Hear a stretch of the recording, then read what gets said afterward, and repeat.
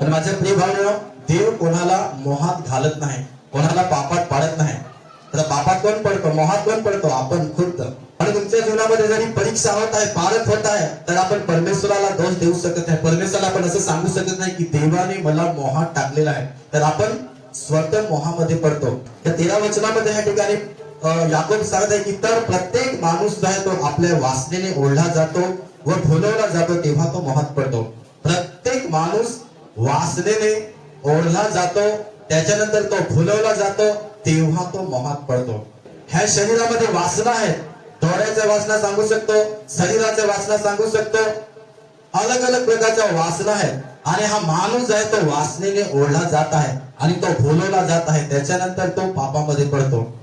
म्हणून आपण देवाला दोष देऊ शकत नाही की अरे परमेश्वरा, तू मला पापामध्ये पाडलं, तू मला संकटामध्ये पाडलं, तुझ्यामुळे माझ्या जीवनामध्ये हे झालं, असं आपण म्हणू नये.